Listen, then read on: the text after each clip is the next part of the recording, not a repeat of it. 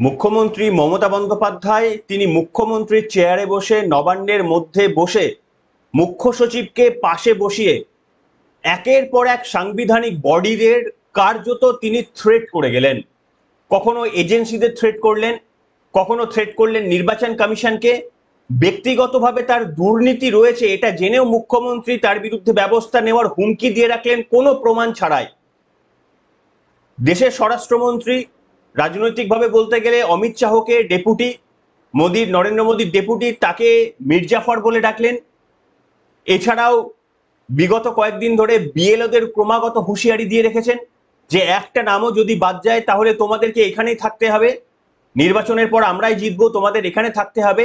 আর এই ঘটনার পরেও যদি এর পরেও রাজ্যপাল কোনো ব্যবস্থা না নেয়, যদি ইলেকশন কমিশন যদি কোনো ব্যবস্থা না নেয়, তাহলে এটা বুঝে যাবেন যে পশ্চিমবঙ্গে এই যে এসআইআর প্রক্রিয়া নিয়ে এত মাতামাতি শুরু হয়ে গিয়েছে, আগামী সপ্তাহে যে এসআইআর প্রক্রিয়া শুরু হতে চলেছে, যেটা কার্যত 3 মাস, বলা ভালো যে ডিসেম্বরের মধ্যে শেষ করতে হবে এবং তারপরে 3 মাসের মধ্যে যে নির্বাচন করার প্ল্যান রয়েছে সেটা কাকস্য পরিবেদনা হয়ে যাবে যদি এই মুহূর্তে প্রথম রাতেই, প্রথম দিন থেকে হয়ে চলা অপরাধগুলোকে যদি কড়া হাতে দমন করতে না পারে নির্বাচন কমিশন কিংবা ভারতের যে কোনো সংবিধান বডি। আর আমরা লক্ষ্য রাখছি সব ব্যাপারটা। তারপরে আমিও সিদ্ধান্ত নেব, আপনারাও সিদ্ধান্ত নেবেন যে এই নির্বাচন কমিশন যদি সত্যি সত্যি বিহারের মতো করে পশ্চিমবঙ্গে যদি করতে পারে, যেটা এখনো পর্যন্ত অন্তত কিছুটা আমরা আশার আলো পাচ্ছি, যেভাবে তারা তৎপরতা দেখাচ্ছে কিছুটা হলেও আমরা আশার আলো পাচ্ছি যে হ্যাঁ এবারে হবে, সেইটা যদি করতে পারে তাহলে ভোটের লাইনে আমরা যাব। আর যদি না হয় তাহলে কোনোদিনই ওই ভ্রান্ত ভোটার তালিকার জন্য আমরা ভোটের লাইনে দাঁড়িয়ে আমাদের নিজের সময় নষ্ট করব না, আমাদের জীবনকে রিস্কের মধ্যে ফেলবো না। নমস্কার, ওয়েলকাম টু সিম্পল এসজিবিসি। আপনাদের সকলকে স্বাগত জানিয়ে শুরু করছি অত্যন্ত গুরুত্বপূর্ণ একটি পর্ব। আমি আপনাদের সামনে দেখাবো যে রাজ্যের মানুষ কিছুদিন ধরেই আপনারা জানেন যে 2 সপ্তাহের মধ্যে এসআইআর প্রক্রিয়ার সমস্ত কার্য শুরু হওয়ার কার্য সম্পন্ন করতে বলা হয়েছে। উত্তরবঙ্গ ছাড়া সমস্ত জেলা শাসকদের নির্দেশ দেওয়া হয়েছে, বলা হয়েছে যে যদি তোমরা আইন মেনে কাজ না করো তাহলে বিহারের মতো করে তোমাদের আইনত শাস্তি কিন্তু পেতে হবে। কড়া হুঁশিয়ারির পর মমতা বন্দ্যোপাধ্যায়ের কার্যত মাথার টনক নড়ে গিয়েছে। তিনি বুঝতে পেরেছেন যে এই চাল থেকে কাকড়টা আলাদা হয়ে গেলেই তার এই যে এত খ্যাতি, এত নাম, এত ডাক, এত নাকি তার পেছনে ফলোয়ার্স রয়েছে, সেটা যে সম্পূর্ণ ভুয়ো সেটা প্রমাণিত হয়ে যাবে। আর সেই কারণে গতকাল নবান্নের মধ্যে বসে পশ্চিমবঙ্গের নির্বাচনী সিইও, নির্বাচনী চিফ ইলেকটোরাল অফিসার, তাকে কার্যত একটা প্রচ্ছন্ন হুমকি দিয়ে রাখলেন। বললেন ওনার বিরুদ্ধে অনেক বাঁশের থেকে কঞ্চির দর বেশি, অর্থাৎ সেন্ট্রাল ইলেকশন কমিশনার থেকে এনার বেশি দর বেশি বলে এরকম একটা প্রথমত কথা বললেন। ওনার বিরুদ্ধে অনেক দুর্নীতির অভিযোগ আমাদের কাছে আছে, সব আনবো, সব এই সমস্ত একটা কার্যত থ্রেট দিয়ে রাখলেন। বলুন তো এই মানুষটা নিরপেক্ষভাবে কাজ করতে পারবে? ভারতে আমাদের পার্লামেন্টের সাংসদ, পশ্চিমবঙ্গের একজন সাংসদ, তিনি যদি আক্রান্ত হয়ে যায় তাহলে আর সিইও কি ব্যাপার? তিনিও যে কোনো সময় আক্রান্ত হতে পারে। বিরোধী দলনেতা Suvendu Adhikari chief electoral officer central নির্বাচন কমিশনের কাছে উদ্বিগ্নতা প্রকাশ করে গতকাল চিঠি পাঠিয়েছেন যে আপনি ব্যবস্থা নিন, এনার বাড়ির সামনে পাহারা বসান কিংবা এনার অফিস সামনে পাহারা বসান।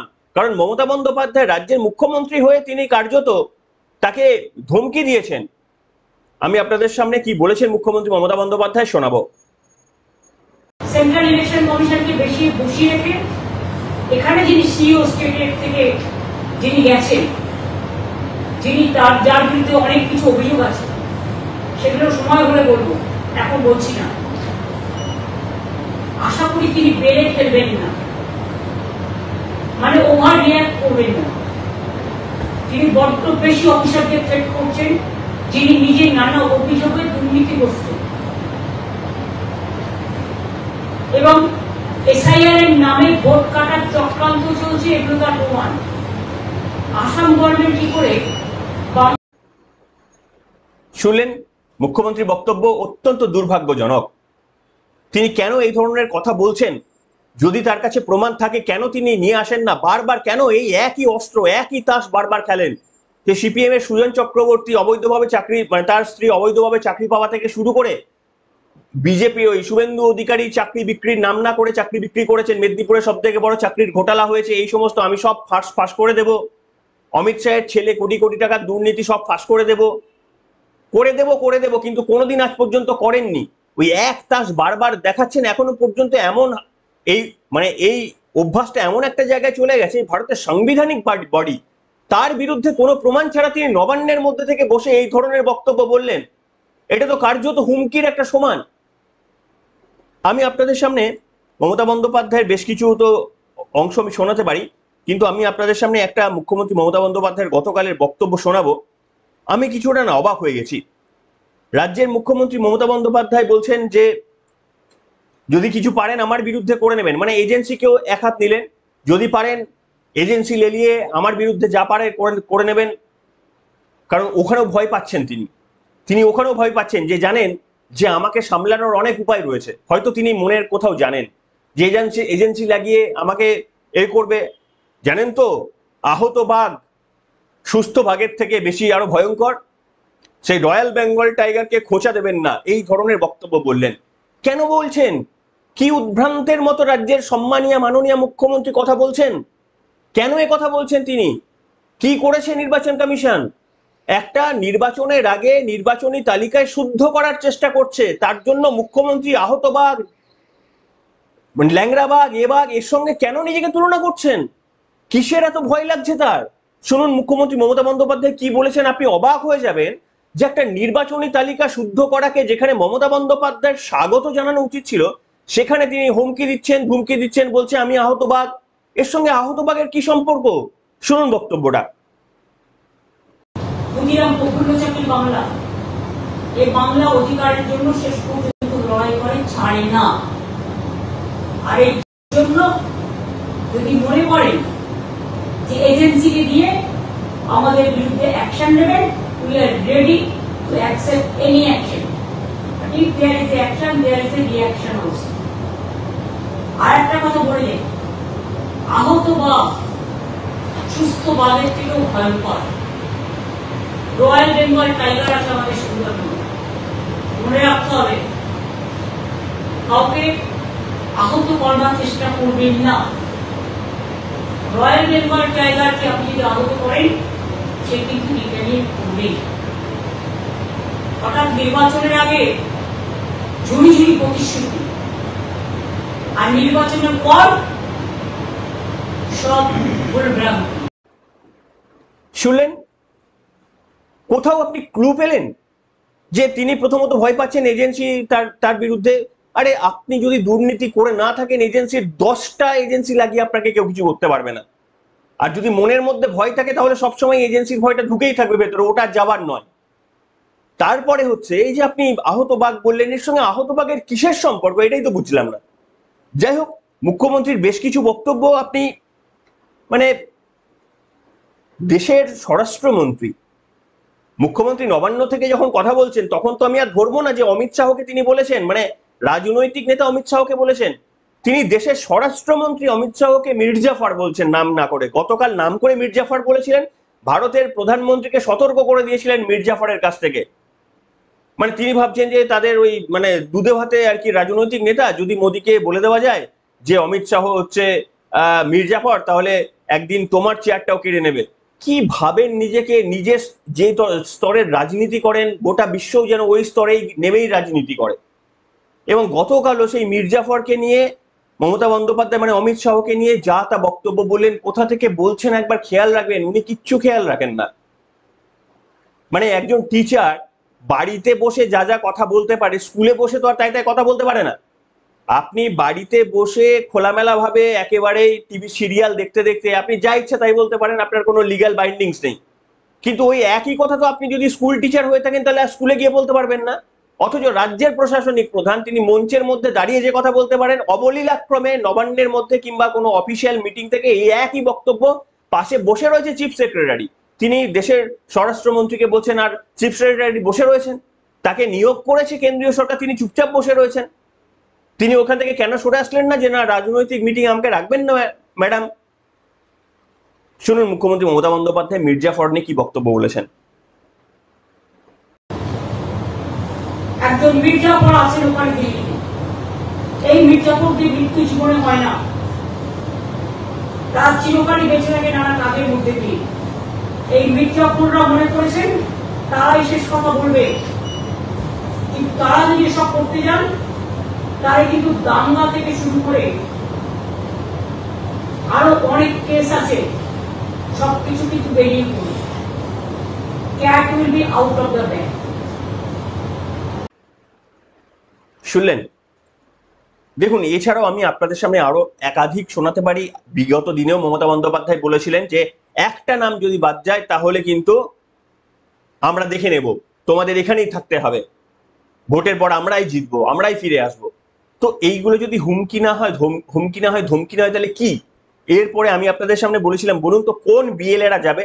আমাদের নির্বাচন কমিশন পিঠের সিট দ্বারা সোজা করে কেন্দ্রীয় বাহিনীকে দিয়ে এদের পাঠানো উচিত। বিএলএদের যে নিয়ে যাচ্ছে না, আপনি ভাবুন যে এইরকম ভাবে যদি প্রশাসনিক প্রধান নবান্ন থেকে এইরকম আহত বা জনবিস্ফোরণ হবে, মুখ্যমন্ত্রী এক জায়গায় বলছেন যে জনবিস্ফোরণ হবে, জনবিক্ষোভ হবে, আপনারা জানেন না কি হতে পারে, এরকম বিভিন্ন আকারে ইঙ্গিতে যা কথা বলছেন, আমরা আশঙ্কাগ্রস্ত, আমরা ভয় পাচ্ছি যে সত্যি সত্যি এই অবস্থাতেই মুখ্যমন্ত্রী যদি এতটা মাত্রা তুলে দেন, তাহলে সত্যি যেদিন বিএলএরা রাস্তায় নেমে বাড়ি বাড়ি গিয়ে কাজটা করা শুরু করবে, বিশেষ করে তাদের যেখানে ভোট ব্যাংকরা রয়ে গিয়েছে সেখানে যদি যায়, তাহলে কি হবে আমরা পরিষ্কার বুঝতে পারছি। তবে দেখুন, তবে এখানে ভয় পাওয়ার কিছু নেই, এখানে ভয় পাওয়ার কিছু নেই। অন্যান্য ম্যাচের মতো এই ম্যাচটা এতটা সোজা হবে না। কেন? আপনাদের সামনে আমি এটা ব্যাখ্যা করছি। অন্যান্য ম্যাচে মুখ্যমন্ত্রী এইভাবে সহজে ম্যাচ জিতে যান, এই ম্যাচটা এত সোজা হবে না। কেন বলুন তো? মুখ্যমন্ত্রী যদি এইভাবে ঘটনাটাকে করতে না দেন, মুখ্যমন্ত্রী যদি এই প্রক্রিয়াটাকে সম্পন্ন করতে না দেন, নির্বাচন কমিশনের হাতে ব্রহ্মাস্ত্র আছে। কি সেই ব্রহ্মাস্ত্র?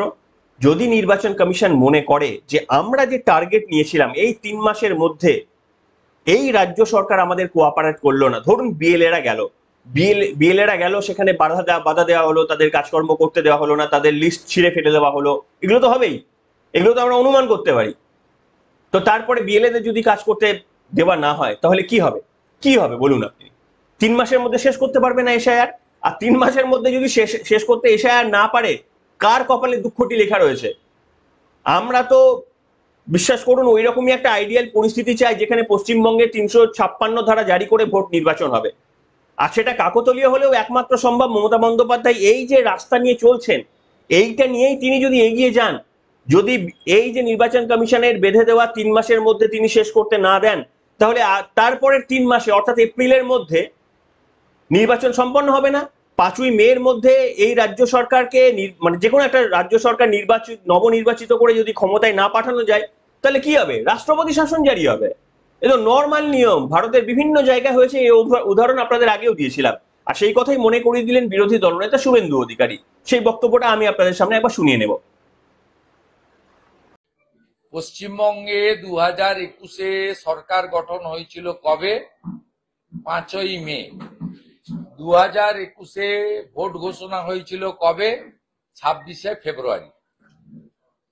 স্বাভাবিকভাবে আপনি ধরে নিতে পারেন যে নির্বাচনের প্রক্রিয়া বিহারে যেমন 22শে নভেম্বর সরকারের মেয়াদ শেষ হচ্ছে, এর মধ্যে নির্বাচিত সরকারকে দায়িত্ব হস্তান্তর করা সংবিধানের নিয়ম, আর নির্বাচন কমিশনের দায়িত্ব হচ্ছে তার অন্তত 1 সপ্তাহ আগে পুরো প্রক্রিয়াটা শেষ করা। তাই নির্বাচন কমিশন 6 এবং 11 নির্বাচন, 14ই নভেম্বর গণনা, 16ই নভেম্বরের মধ্যে সম্পূর্ণ প্রক্রিয়া শেষ করে gazette notification newly elected MLAs বিহারে বলেছে। পশ্চিমবঙ্গের ক্ষেত্রেও 20-25 এপ্রিলের মধ্যে সমগ্র প্রক্রিয়া না শেষ করলে 5 তারিখ থেকে রাষ্ট্রপতি শাসন অটোমেটিক কোর্সে হয়ে যাবে, রাজ্যপালের হাতে শাসন ক্ষমতা চলে যাবে। তাই এখানে এসআইআর হওয়ার পরেই 3 মাস, 2 মাস, 6 মাস এসব কোনো গল্প নেই। যে সূত্র বলুক না কেন ঠিক বলেনি। প্রথম কথা হচ্ছে নির্বাচনের আগে স্পেশাল রিভিশন হচ্ছে, 2002-এ হয়েছিল, আবার হচ্ছে। এবং শুনলেন, এমনিতেই পশ্চিমবঙ্গের যা পরিস্থিতি সৃষ্টি হয়ে গিয়েছে, পশ্চিমবঙ্গের এই পরিস্থিতি সৃষ্টি অবশ্যই একটা আমাদের অ্যাকশন চাই। আমাদের আর কোনো রকমেরই এই যে মানুষ তিথি বিরক্ত, এই রাজ্য সরকার এমন নিচু পর্যায়ে নিয়ে গেছে শাসন ব্যবস্থাটাকে, না এটা মানে কেউ কোনো ভদ্র সমাজের মানুষ এটাকে অ্যাকসেপ্ট করে নিতে পারছেন না। কোনো ভদ্র মানুষ এটাকে অ্যাকসেপ্ট করে নিতে পারছেন না। যারা এককালে তৃণমূল কংগ্রেসকেও ভালোবেসেছিল, মমতা বন্দ্যোপাধ্যায় আজকে অমিত শাহকে মির্জাফর বলছেন। আচ্ছা, আপনারা কমেন্ট করে লিখতে পারবেন পশ্চিমবঙ্গের মধ্যে সব থেকে বড় মির্জাফরকে?